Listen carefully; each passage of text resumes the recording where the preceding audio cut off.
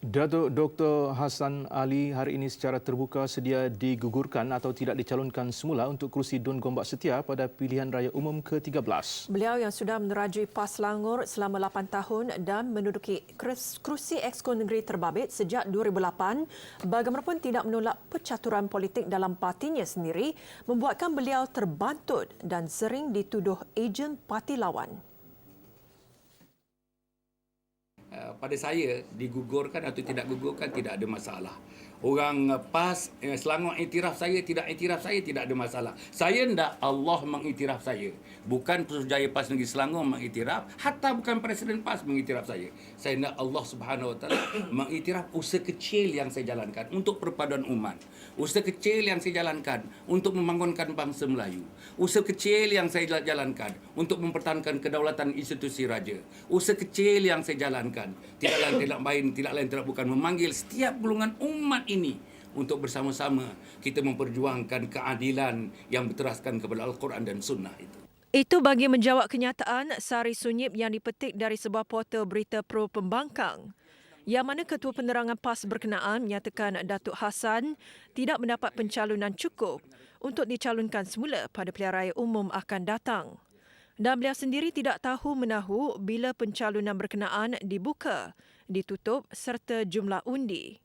Dan saya merasa macam-macam ada sedikit gangguan di peringkat negeri ini. Gangguan mungkin untuk mengganggu kemarahan Dr. Hassan ke, saya pun tak tahu lah. Tetapi ini spekulatif daripada saya, ya. Tapi saya harap itu tidak berlaku. Konspirasi ke, saya harap itu tidak berlaku. Tapi orang boleh membacanya. Sambil mengakui wujud gerakan tertentu yang mahu kerjaya politiknya berakhir, beliau tetap tidak akan mengalah dalam bercakap soal Islam, Melayu dan rakyat Malaysia keseluruhannya.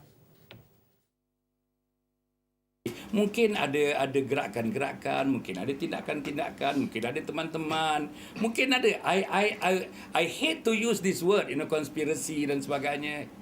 Tetapi bila benda tu keluar 2 hari dan sehari semalam, dalam keadaan keluarga saya seronok, isteri saya seronok, anak saya seronok, teman-teman saya seronok, tiba-tiba itu tajuknya.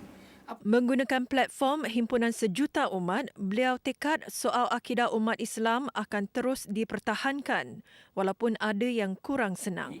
Saya tak perlukan DAP suka kepada saya. Saya tak perlukan PKR suka kepada saya.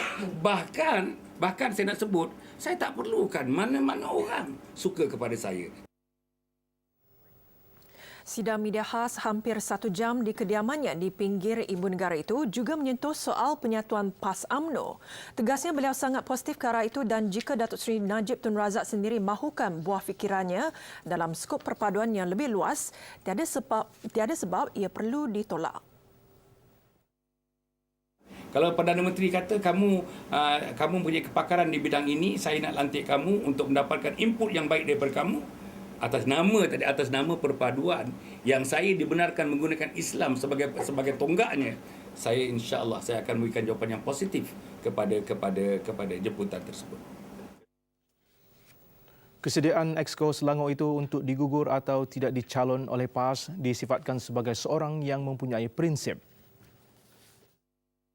Sekarang ini mereka sebenarnya terjebak di dalam suatu keadaan kegairahan mereka untuk memenangi pilihan raya dengan sokongan daripada orang-orang bukan Islam. Ya. Jadi mereka terpaksa membuat banyak perubahan-perubahan pendekatan. Ya.